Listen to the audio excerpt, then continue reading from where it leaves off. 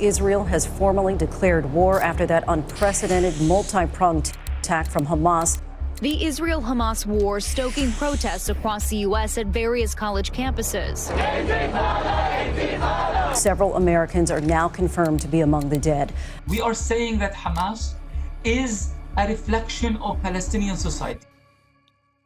I'll make it much easier for you to comprehend. Imagine there is an independent country within the current borders of the USA. Its area is just half of Maryland, but its population is almost 57 million. This territory is fully provided by the US. Food supply, medicine, electricity, gas, even potable water. The US, however, has no legal presence on this territory, not even on diplomatic level, as this country does not recognize the very existence of the United States. Their sole, clearly pronounced political agenda is that the US must not exist. All US citizens must be expelled or eliminated. They call it "throw America into the ocean again." The majority of the population of this country is raised in hatred of the US, its culture, language, and values. Children there are indoctrinated by their own homegrown Mickey Mouse, who asserts that their tiny hands should aim to as many Americans as possible. At times, they even launch poorly guided missiles, made from sewer pipes, remnants of the infrastructure built for them by the US. With such a challenging neighborhood, survival becomes a priority.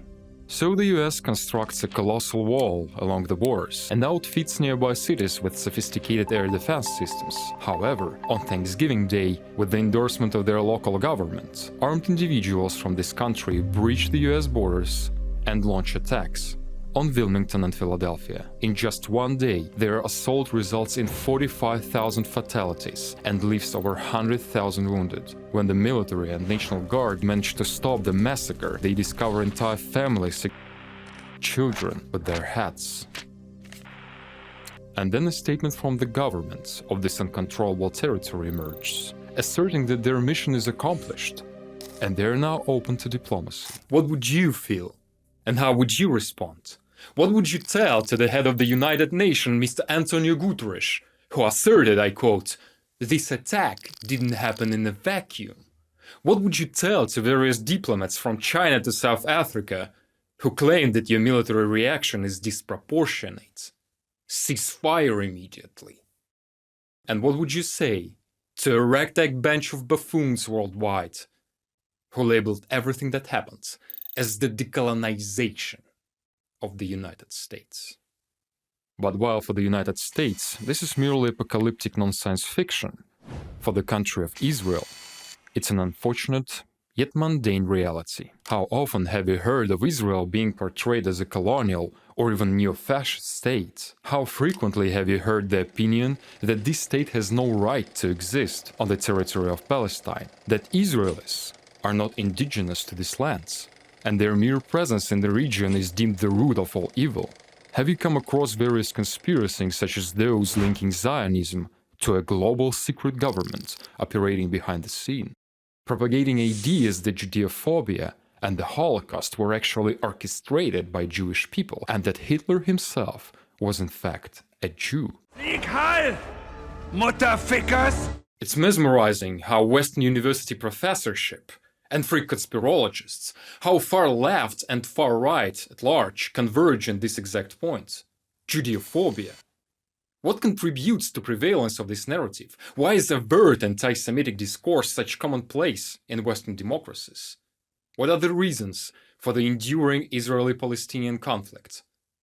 And what might pave the way to peace in Kingdom of Heaven? Let's explore.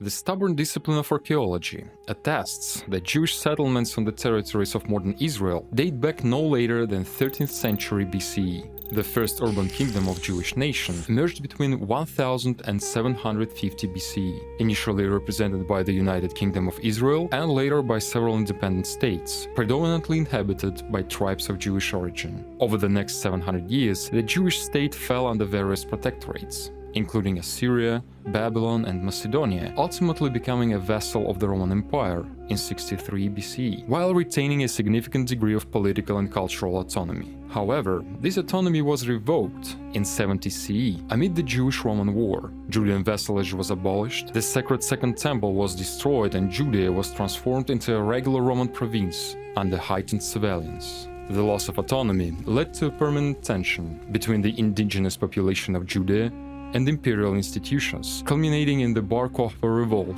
in 135 CE. However, the rebellion was defeated and resulted in a catastrophic outcome for the Jewish nation. The Judean populace suffered a large-scale ethnic. Jewish religion was de facto prohibited. Many surviving Jewish settlers were expelled from their homes, stripped of their holy places, and the name Judea itself was expunged from Roman records. The province was converted into the entity known as Israeli-Palestina. The absolute majority of Jewish nation was dispersed in exile and fated to be absorbed by the sands of time. Under these circumstances, Jewish people didn't have a single chance to conserve their national identity, their religion, or their language. They had to be assimilated by other nations in a matter of hundreds of years. But despite all these threats, they not only managed to survive as a distinct ethnic unit, but to thrive within every nation. Surprisingly, the key to this resilience was the Torah. The traditional Judean educational system focused on the study of the Torah. But that was not merely a religious exercise. It involved developing rhetorical skills to discuss various topics covered in the Torah. In contrast to traditional religion education in Christianity, Jewish teachings rarely included phrases like, "You don't understand," "You are wrong," or "Who do you are to challenge my authority?" While Europe grappled with the obscurity of the Middle Age, Jewish communes were home to literal individuals with exceptional communication skills. So it's of no surprise that they gained a decisive advantage over non-educated, illiterate locals. And this is where I think the roots of European anti-Semitism actually could be found. When observing that your Jewish neighbor is a prosperous goldsmith while you're struggling to make ends meet, you don't think that this is probably due to his education, mastery, or merchant skills. No. This is all because he sold his soul to the devil. Throughout history, Jewish communities faced massacres, expulsions, forced baptism, and assimilation under duress. After being expelled from Germany, Austria, Spain, Portugal, and France, a significant community sought refuge in Poland, where during the 1648 massacre, known as Gzerot Tahtat, approximately one-third of the entire Jewish nation was exterminated. This is just a glimpse of the most infamous Jewish massacres that occurred in Europe. Thus, long before the Holocaust, the existence of Jewish communities on our continent was marked by constant dread and suffering. When Poland became part of the Russian Empire in 1815, individuals of Jewish origin were stripped of certain civil rights and confined to limited areas for settlement, specifically on the territories of modern Ukraine and Belarus. Despite facing prohibitions and discrimination, Jewish communities managed to thrive, arousing jealousy and resentment among locals. The Russian word pogrom, denoting an ethnic massacre, found its way into the English language due to the event of 1881, when Russian Jews endured a series of organized assaults. The fear of a new massive massacre prompted the so-called First Aliyah, the deliberate resettlement of predominantly Russian Jews to Palestine. Just a few years later, Hungarian philosopher of Jewish origin, Nathan Birnbaum, founded the first Zionist organization. He asserted that Jewish people would always be targeted on foreign soil and that the sustainable development of the Jewish nation would be possible exclusively within the territory of a Jewish state. The term Zionism itself refers to the hill Zion in Jerusalem, considered the cradle of the Jewish nation. So there is nothing conspiratorial or mystical behind the philosophy of Zionism. It literally conveys the idea that the Jewish nation must live in the Jewish state, not more, not less. The increasing number of pogroms, the rise of nationalism in Europe, and several overtly anti-Semitic cases, such as Dreyfus' case in France or Menachem Beglei's case in the Russian Empire, prove that Nathan Birnbaum was right. That a new disaster similar to 1648 Gzerot Tahtat, or something even worse, was actually looming. But where exactly did the followers of the first Aliyah go? What was Palestine at the end of 19th century? In short, it was the backyard of the Ottoman Empire. Barren and infertile grounds of Palestine were mostly leased to Arabic farmers, fellahs, at fairly low rates. But obviously, when Jewish communes appeared, proposing a buyout of the land for above the market price, Turkish landlords were happy to say deal. And that's how the first Jewish settlements appeared in Turkish Palestine. While the number of settlers was exponentially growing, there was one distinct group that definitely lost from this migration: Arabic farmers. We can only guess what would be the fate of Jewish settlers within the Ottoman Empire. Would they have eventually gained autonomy or become victims of organized genocides, like Armenians? The First World War, the executor of empires, wasn't merciful to the Turkish state. After the partition of the Ottoman Empire, the former Palestine province fell under the British mandate in 1920. However, the British government wasn't actually very fond of Jewish migration to Palestine. The problem wasn't just about Jewish communes buying out lands previously occupied by fellahs. Tension also rose through the fact that many holy places for Arab and Jewish nation coincide. For instance, the so-called Western Wall, the only remnants of the Second Temple, known as the Wailing Wall in Judaism and the Burak Wall in Islam, is considered to be one of the key shrines for both nations. By establishing immigration quotas of 70,000 people per year, the British government apparently tried to avoid a full-scale ethnic confrontation in Palestine. Retrospectively, it's painfully difficult to observe those arbitrary limitations, realizing how many people could have been saved from the Holocaust, especially considering that it didn't alleviate the confrontation either. Attacks on Jewish people and Jewish settlements became quite regular in 1920s, 1930s, but this time it wasn't the pogroms. And that reflects the philosophy of the Jewish state on its historical lands. The pogrom can occur on foreign terrain, but not on your homeland. For the first time in nearly 2,000 years, Jewish people didn't see themselves as victims. This time, they were ready to strike back. The first self-defense paramilitary group, Haganah, was established in 1920. It was pronounced illegal and prohibited by the British government. Nevertheless, the Brits didn't put too much effort into actually disbanding the organization, and de facto it stayed operative until the foundation of the State of Israel in 1948, when Haganah was transformed into the Israel Defense Forces, also known as Tzahal. As you can see now, the catastrophe of the Holocaust was nothing new for the Jewish nation. Of course, the sheer scale and the cold mathematical precision of this cleansing were appalling. But the event itself clearly fits into the sequence of anti-Semitic massacres that were taking place regularly in various European countries throughout the centuries. After the nightmare of the Holocaust, the need for the creation of the Jewish state became obvious. In 1947, the United Nations voted for the partition of the British Palestine between two states, the Jewish state of Israel and the Arab state of Palestine. And that decision was a problematic one.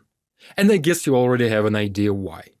Throughout their entire history of living in exile, Jewish communities maintained a culture of self-organization, mutual support and self-defense. Moreover, they identified themselves as a distinct nation. Consider also that Jewish migration to Palestine consisted mostly of highly educated, successful and wealthy people. So from the very beginning, the Jewish nation had everything needed to found a prosperous state. On the other hand, we have Palestinian Arabs. They had no substantial cultural or ethnic differences from Transjordan Arabs or Syrian Arabs or Egyptian Arabs. With the same language and customs, these tribes just happened to live on this territory. There was no such political entity as Palestinian Arabs. They had no prior experience of building national autonomy. They were just living on the outskirts of Ottoman Empire for hundreds of years.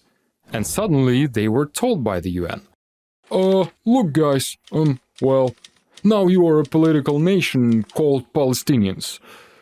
Go and build your own state. How they were supposed to do so in the first place? Being put in blatantly unequal conditions, I'd say that Palestinian state was mildly doomed from the very beginning. Yet as you will see further, they actually never even had a chance. Let's make a small recap here, addressing claims that Israel is somehow a colonial state, that its existence is illegal, illogical, or unfair. First of all, and the most important in my opinion, Israel exists legally. It was created under the mandate of the United Nations that had legal right to make such decision, and was acknowledged as an independent state by an absolute majority of countries. There is nothing actually to discuss into this realm. But what about historical justice, some would retort? Well guys, what about historical justice? Jewish tribes existed in these lands for centuries.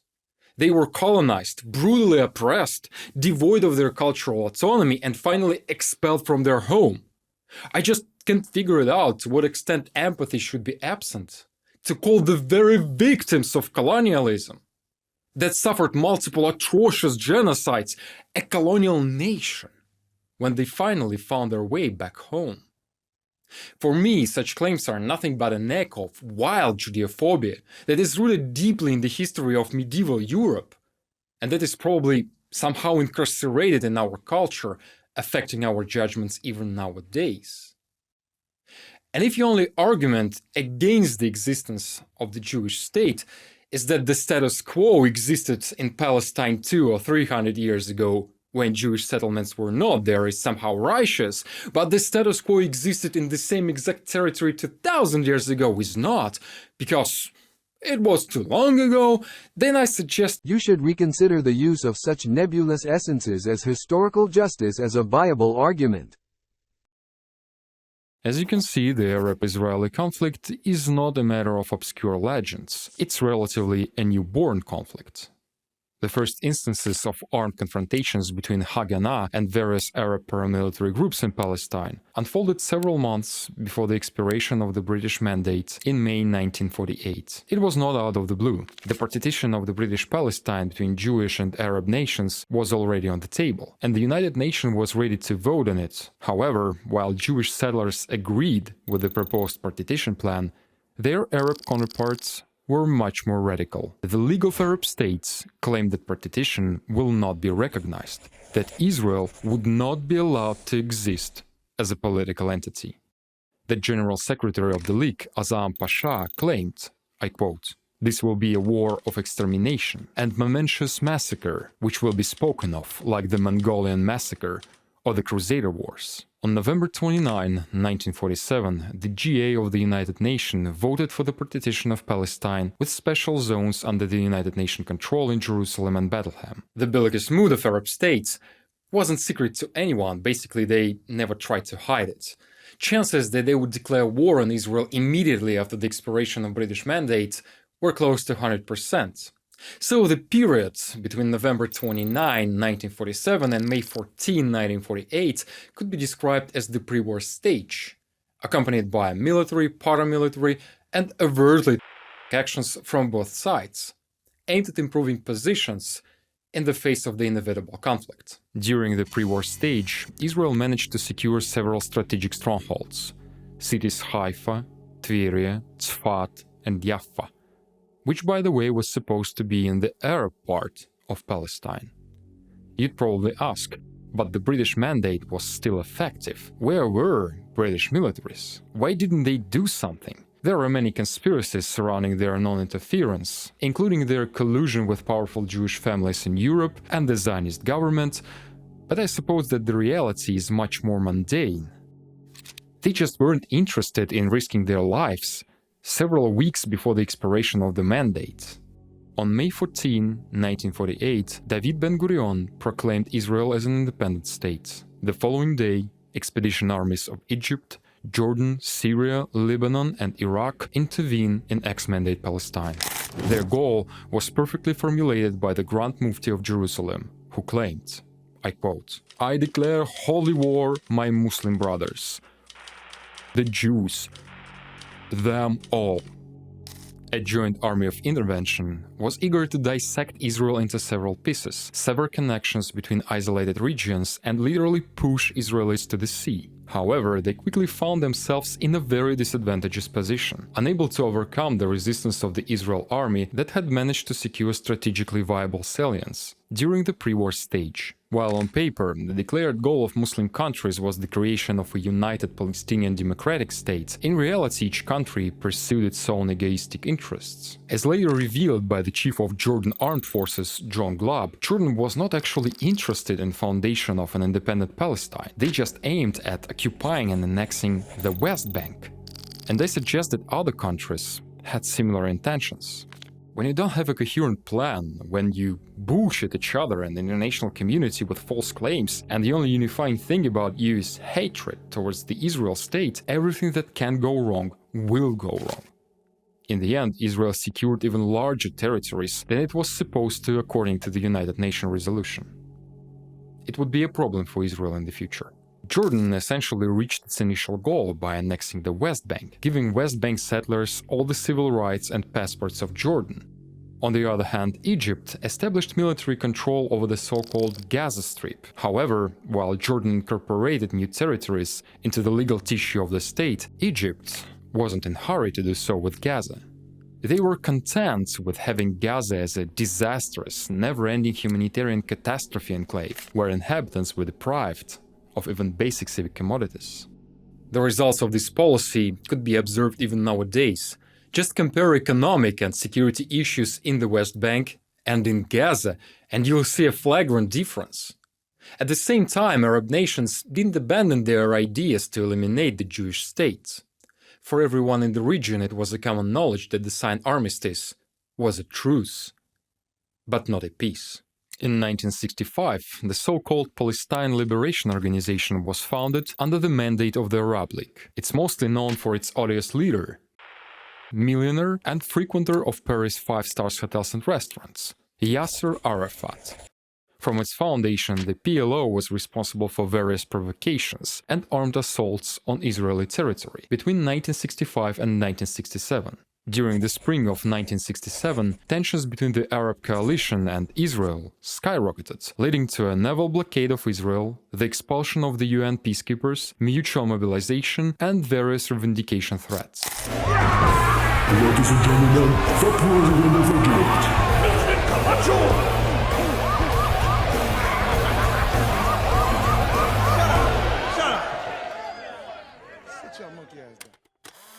The battle will be a general one, and our basic objective will be to destroy Israel. But this time, Israel acted proactively. In the atmosphere of absolute secrecy, they managed to organize a large-scale aviation assault, which resulted in almost the complete destruction of the Egyptian, Syrian, and Jordanian air forces. In the absence of aerial support, infantry armies were quickly outflanked by Israelis, and by the end of the Six Day War, Egypt lost Gaza and Sinai Peninsula entirely, Jordan lost the West Bank, and Syria lost the Golan Heights. They made an attempt to take revenge in 1973 during the Yom Kippur War, but were defeated once more. With Israeli artillery systems set just 60 miles from Cairo and 20 miles from Damascus, there were no options other than a new armistice. Beautiful military victories, no doubt, but you may certainly notice a serious issue. Israel became much larger than it was supposed to be according to 1947 UN resolution. However, in post-World War II reality, the borders of sovereign countries were considered to be established definitively and were not a subject of revision. Therefore, Israel appeared to be in a trap. On one hand, its territory was no longer internationally recognized. Many countries have severed diplomatic relationships with Israel. On the other hand, Israel struggled against countries that didn't recognize the very right of Israel to exist. And if they didn't suffer any geopolitical or territorial losses as a result of their aggression, for them it would be a free roll. A game with potentially large gains and absolutely no losses. That's a serious controversy, and I don't have a good solution. If you do, feel free to share in the comment section. And if you're still watching this video without subscription, then subscribe. Like, please. Come on, push the bloody button over there. Obviously, Israel had to somehow mitigate this issue. Thus, in 1979, as a part of peace treaty with Egypt, Tzahal left Sinai. Egypt, however, refused to take control over Gaza, as it could be used as leverage to give Israel a hard time if needed. Israel also made an attempt to return the West Bank under Jordan's control, but Jordan realized that the West Bank was a toxic political asset and declined. The only occupied territory that Israel refuses to return up to this day is the Golan Heights, and it's quite clear why. An artillery regiment quartered on the heights would have fire control over the entire northern Israel. So it's 1980s. Bikini, Gorby, AIDS, Eddie Murphy's The Raw, and Israel still has some problems. Israel doesn't have legal sovereignty over Gaza and the West Bank, yet it bears full responsibility for these territories and their inhabitants. At the same time, our old friends from the Palestine Liberation Organization instigated mass riots in Arab settlements, known as the First Intifada, in 1987. Yasser Arafat somehow managed to sell the story of the permanent Zionist occupation of Palestine to the United Nations and successfully positioned himself as the only one who can achieve peace. This time, Israel was pressured not only by the UN, but more importantly, by the US. As a result of extremely obscure behind-the-scenes negotiations, the so-called Oslo Accords between Israel and the PLO were signed in September 1993. According to this treaty, Palestine gained autonomy, and the PLO acquired civil and military control over multiple regions. Some of them were supposed to be controlled exclusively by the PLO without any Israeli civilians. In response, the PLO declared non-violence, something that Arafat never intended to obey, and acknowledged Israel's right to exist, of course without any guarantee that this acknowledgement would be respected by Hamas, Fatah, Hezbollah, Al-Aqsa Martyrs Brigade, and other gentlemen. This treaty was an absolute catastrophe. The closest analogy is the Minsk agreements that Ukraine was forced to sign in 2015. They suggested that while having no military or civil control over Donetsk and Luhansk regions, Ukraine must somehow politically incorporate them. This is akin to transplanting a cancer tumor. For this enormous, I lack words to describe political success, Israeli President Yitzhak Rabin was awarded the Nobel Prize in 1994 and received a bullet in his face in 1995. The Oslo Accords, seen as a potential path to peace, ushered in one of the darkest periods in modern Israeli history. Became a daily reality with frequent attacks plaguing the nation. The Second Intifada, which erupted in Gaza in 2003, compelled Israel to evacuate the remaining Jewish settlements from the area and initiate a disengagement from Gaza. In an attempt to address the issues, Israel constructed a massive wall, and it worked, at least for a certain period. But the reality is that the walls are not a panacea. They merely defer problems and sometimes exacerbate them. As anticipated, people confined in Gaza, led by far-right lunatic extremist organization aka Hamas, didn't transform this land into local Monaco, Singapore, rather into hell on the earth. And one day, the breach in the wall was made, and the hell broke into Israel.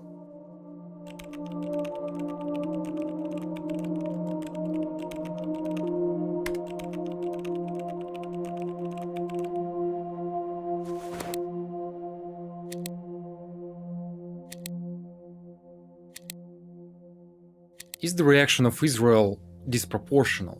I honestly can't tell. I do not reside in Israel, nor do I belong to the Jewish nation, and I simply don't know how would I behave. Maybe it's a good idea for you to return at the beginning of this video and pass my mental test one more time. Answer this question for yourself, because true, psychologically meaningful answer lies in the realm of emotional justice, not in the realm of formal law. At the same time, what truly captivates me is how Western public opinion on the Palestine-Israeli conflict is influenced by overtly propagandistic institutions, such as the Qatari media empire Al Jazeera or Saudi Arabia Al Haddad and Al Arabiya. To a large extent, this is a following of Israel. They have succeeded in building the most powerful army in the region and won 3 existential wars, but they have utterly failed in information warfare. We haven't heard the voice of Israel, the cry of Israel, or seen the tears of Israel. But hell, we've seen a lot from Al Jazeera. This created an impression that Palestinian Arabs have suffered from non-motivated, one-sided aggression committed by a neo-Nazi Zionist state for almost a century. This is an established narrative, and Israel did little to refute it or to present its own. Consequently, Western audiences are bound to be shocked by breaking news, such as Israel allegedly shelling a hospital in Gaza, causing harm to hundreds if not thousands of people. Only those who later verified the information through small local channels, Telegram and Reddit would discover that the missile was actually launched from the territory of Gaza, lost its track and didn't hit the hospital, but the parking lot in front of it. Yet who cares? The impression has already been made. It's truly startling how Western intellectual elites that were an ideal soil for Soviet propaganda, dispersed by Comintern in 1920s, 1930s, now became a loyal audience of pro-Islamist propaganda, dispersed by resources like Al Jazeera. It's somewhat a ludicrous situation. Everyone laughs at Russia today. Everyone is aware that this is just a Kremlin propaganda. You cannot believe a single word emitted by Russia today.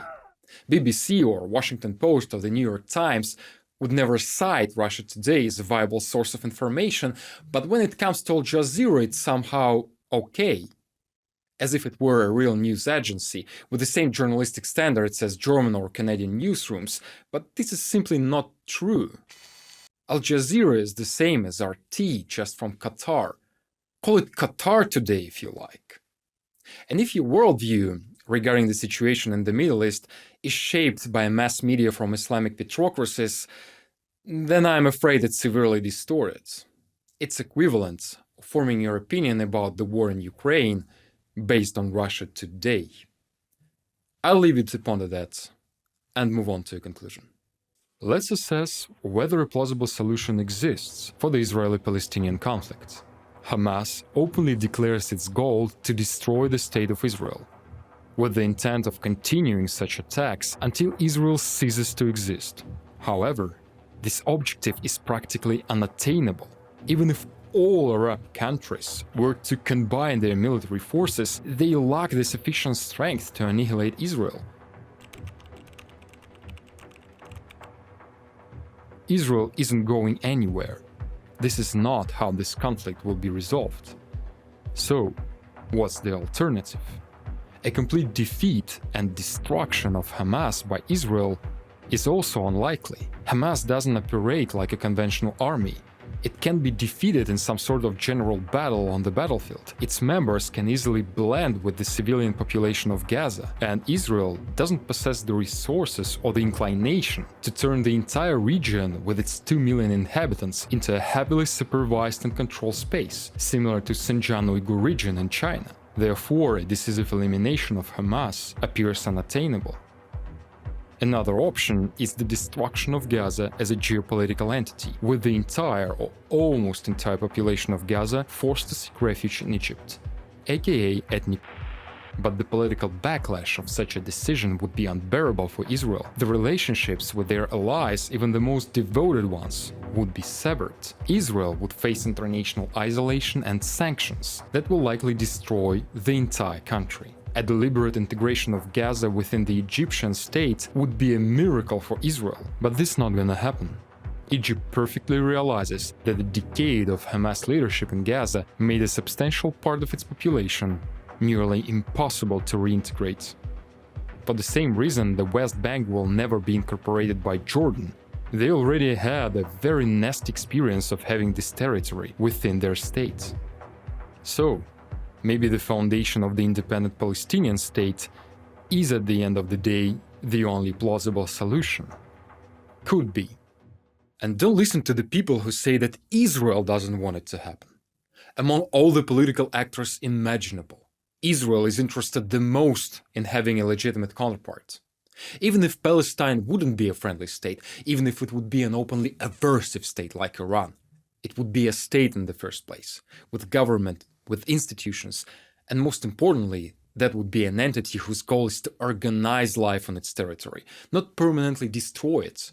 and use its inhabitants as a collective hostage and a human shield. But this is not to happen. And you already know why. Can you imagine Hamas guys putting their Kalashnikovs in a wardrobe and going to work? At schools, at food markets, at public offices. Let me remind you that we're talking about these people. إسرائيل دولة لا مقام لها على أرضنا. إحنا الدولة لابد أن نزيلها لأنه بالفعل هي تعتبر كارثة أمنية وعسكرية وسياسية للأمة العربية والإسلامية. يجب أن تنتهي. بدنا ندفع ثمن. نعم إحنا مستعدين. معلش بدي أقول لك بشكل واضح. إحنا اسمنا شعب الشهداء. كل الأراضي الفلسطينية يعني زوال إسرائيل؟ طبعا. وجود إسرائيل غير منطقي. وجود إسرائيل هو اللي بخلق كل هذه الآلام والعذابات والدموع والدماء. هي إسرائيل مش إحنا. إحنا ضحية الاحتلال. نقطة وآخر السطر. This is their own words. We are not obliged to take care of our inhabitants. It's all Israelis' fault. Its existence is not logical. They are not interested in having peace. They are not interested in having a state. They are interested in maintaining the existing gray zone. Because inside the functional Palestine state, they are all convicted criminals. They don't exist. Inside the rat hole full of hatred, they're millionaires, even billionaires. I assert that they are the ones who actually need this never-ending war. By the way, have you ever heard of Ismail Haniyeh?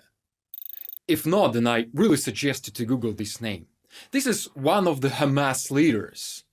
61 years old playboy, living a life of movie star or Russian oligarch, traveling private jets and living in luxurious villas.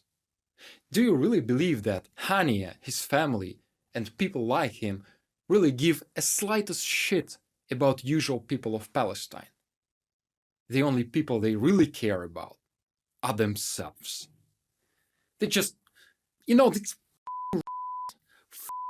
disgusting, stinky.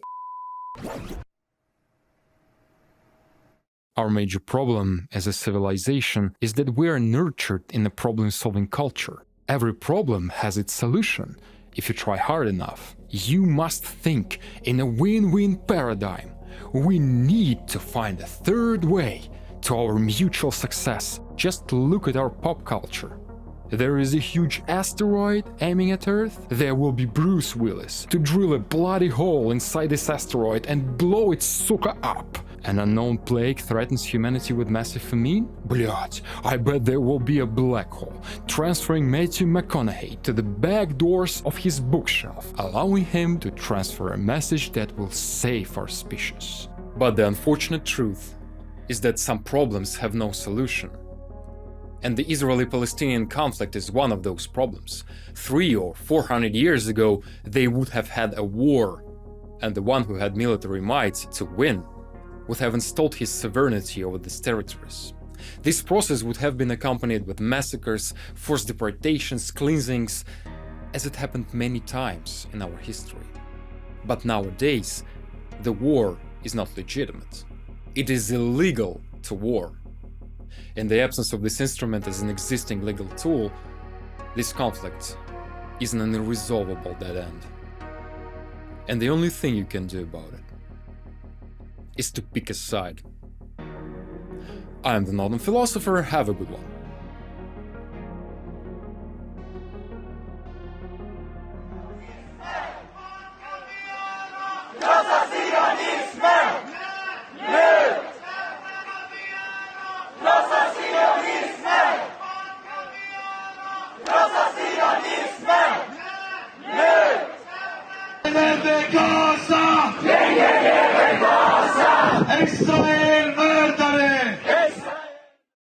Ah ouais, ça m'énerve, c'est vrai.